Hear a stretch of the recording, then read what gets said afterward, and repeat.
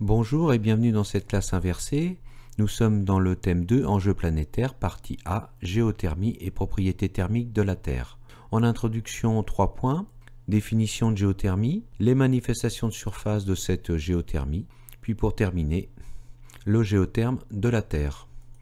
Définition de géothermie 2, science qui étudie la chaleur interne de la Terre et ses transferts en surface. Ce sont aussi des techniques qui permettent d'exploiter la chaleur interne de la Terre. Pour voir les manifestations de surface, nous faisons un petit voyage vers l'Islande, qui est une île isolée de l'Atlantique Nord, située au niveau du cercle polaire. Littéralement, Islande veut dire terre de glace. Effectivement, 10% de sa superficie est recouverte de glaciers. La superficie est de 1/5 de la France et sa capitale est Reykjavik. 3 manifestations visibles de la géothermie sur cette île. Première manifestation, le volcanisme. Deuxième, les sources d'eau chaude, dont la célèbre station thermale Blue Lagoon, dont l'eau sort à 39 degrés. Petite remarque, Blue Lagoon a fait l'objet d'une ECE au baccalauréat. Dernière manifestation, les geysers, qui sont des sources d'eau chaude qui jaillissent par intermittence en projetant de l'eau à haute température et haute pression. Pour terminer sur l'Islande, une chose que vous connaissez peut-être pas, l'Islande est le premier producteur de bananes d'Europe en exploitant la géothermie. Estimation du géotherme, c'est-à-dire de l'évolution de la température en fonction de la profondeur. Pour cela, je vais m'aider d'un graphique issu du site académique SVT Dijon. En abscisse, nous voyons les températures en degrés Celsius et en ordonnée, la profondeur en kilomètres. Le globe est divisé en 5 enveloppes physiques, lithosphère, asténosphère, mésosphère, noyau externe, noyau interne. Pour déterminer la température des premiers kilomètres de l'intérieur de la Terre, eh bien, il y a eu des mesures directes dans les forages réalisés ainsi que dans des mines. Mais comment les géophysiciens ont-ils pu construire ce graphique au-delà de la base du manteau? Eh bien, en s'appuyant sur les études sismiques. Les études sismiques vous ont appris que le manteau était totalement solide, donc pas de fusion des roches jusqu'à 2900 km pour des pressions très importantes pouvant atteindre 230 gigapascales. Ils en ont donc déduit que les températures ne pouvaient être au-delà de 4000 degrés. Le noyau externe, qui lui est liquide et qui est formé d'un alliage fer-nickel, ils ont estimé la température supérieure à 3800 degrés. 3 températures font actuellement consensus dans le monde scientifique. À 100 km de profondeur entre lithosphère et asténosphère, 1300 degrés Celsius. À environ 700 km limite asténosphère-mésosphère, 1600 degrés Celsius. À 5000 km, 5000 degrés Celsius. Donc à l'intérieur de la Terre, une chaleur de 5000 degrés Celsius et à l'extérieur 15 degrés Celsius. La nature ne supporte pas le déséquilibre. Ils vont donc se faire des transferts de chaleur de l'intérieur vers l'extérieur. Ceci pose les problèmes suivants. Comment mesure-t-on ces transferts de chaleur en surface? Ces transferts de chaleur sont-ils uniformes sur toute la surface du globe? Quelle est l'origine de la chaleur interne de la Terre? Quels sont les différents modes de transfert de chaleur à l'intérieur du globe? Et en dernier, comment l'homme utilise-t-il cette géothermie à son profit? Problème numéro 1, comment mesure-t-on en surface l'énergie libérée par l'intérieur de la Terre? Cette libération d'énergie se fait-elle de façon uniforme à la surface de la Terre? Le flux géothermique correspond à la quantité de chaleur venant de l'intérieur de la Terre traversant une unité de surface par unité de temps. Sa valeur moyenne au niveau de la croûte est de 87 milliwatts par mètre carré, sachant que 1 watt égale 1 joule par seconde. Le flux géothermique dépend de 2 facteurs, le gradient géothermique que je nommerai GT et la conductivité thermique des roches traversées que je nommerai CT. Le flux géothermique exprimé en watts par mètre carré est égal au gradient géothermique en Kelvin par mètre multiplié par la conductivité thermique des roches traversées en watts par mètre et par Kelvin. Étudions le premier facteur, le gradient géothermique. Il correspond à une variation de température entre deux profondeurs. Il se mesure par un rapport, la température mesurée à une profondeur 2 et la température mesurée à une profondeur 1, ce qui fait un delta température sur un delta profondeur, c'est-à-dire d'une distance. Il s'exprime en degrés Celsius par mètre ou en Kelvin par mètre. Calculons le gradient géothermique en Alsace. Pour cela, nous allons utiliser le document 3, page 339, qui montre l'évolution de la température en degrés Celsius par rapport à la profondeur en mètres, ici 1600 mètres maximum, au niveau d'un forage en Alsace. Je vais prendre deux points extrêmes. Premier point, à 1300 mètres de profondeur, il règne une température de 110 degrés. Deuxième point, à 50 km de profondeur, il règne une température de 15 degrés. Je fais donc l'opération suivante, ce qui donne 95 sur 1250, soit une augmentation, une variation de température de 0,076 degrés Celsius par mètre. Il est plus facile de l'exprimer pour 100 mètres, ce qui fait 7,6 degrés Celsius d'augmentation sur une profondeur de 100 mètres, ou 7,6 Kelvin pour 100 mètres. À retenir, la moyenne du gradient géothermique au niveau de la croûte terrestre est de 3 degrés Celsius pour 100 mètres, ce qui veut dire que la température croît en moyenne au niveau de la croûte de 3 degrés Celsius tous les 100 mètres. Donc le gradient géothermique en Alsace est 2,5 fois supérieur à la moyenne. Deuxième facteur, la conductivité thermique des roches. Elle correspond au flux de chaleur transféré par une roche d'un point à un autre. Le document 4, page 239 nous donne quelques valeurs.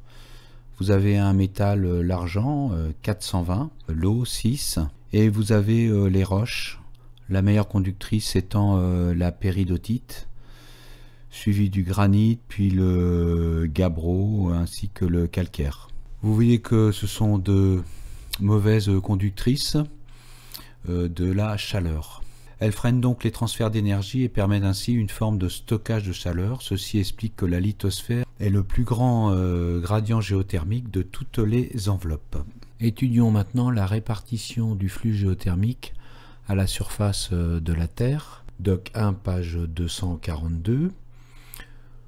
Le flux géothermique est représenté sous forme d'une échelle de couleur qui va de 0 mW par mètre carré à 350 mW par mètre carré. Celui-ci présente des variations régionales importantes.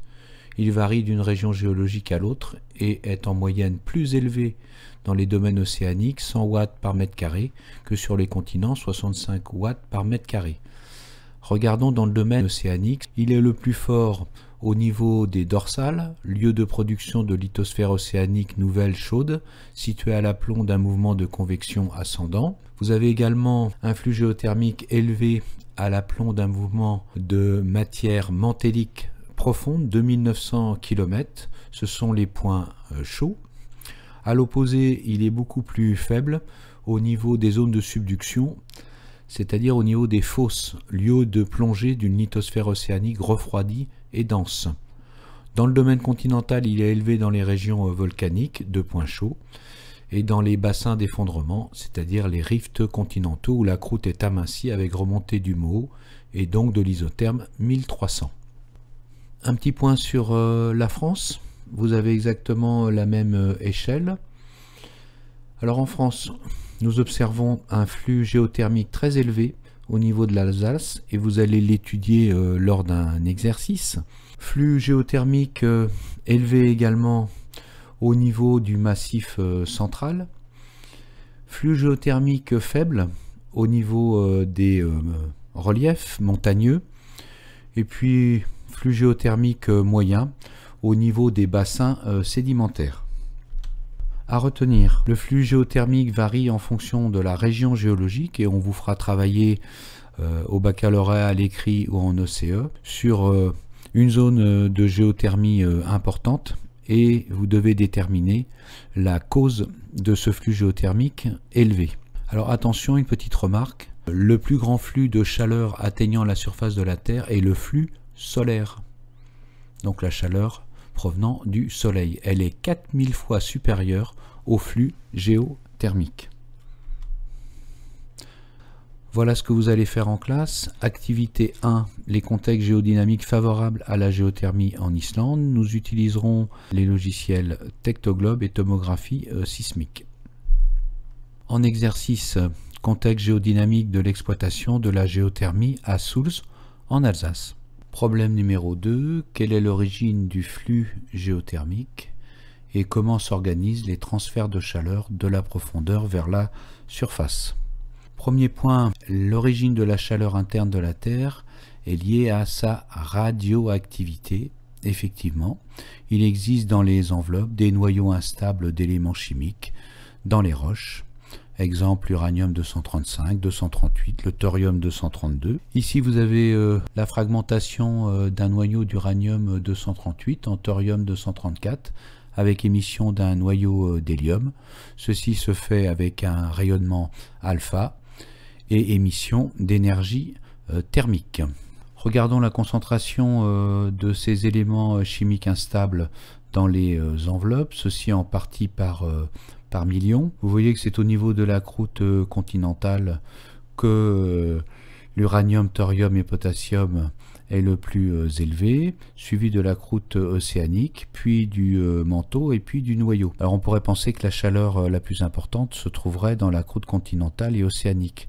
Attention, le manteau représente 90% du volume de la Terre et le noyau 16%. Donc ça fait en tout 98% de volume occupé par le manteau et le noyau. Ce qui fait que c'est le noyau et le manteau qui émettent le plus de chaleur. La deuxième source d'énergie thermique est liée à la formation de la Terre il y a 4,5 milliards d'années par accrétion des planétoïdes. Comment se fait la dissipation de l'énergie interne? Eh bien selon deux modalités. Première modalité, la convection thermique, c'est-à-dire le transfert de la chaleur par déplacement de matière, et la conduction thermique, c'est-à-dire le transfert de la chaleur de proche en proche, mais sans déplacement de matière. Illustration.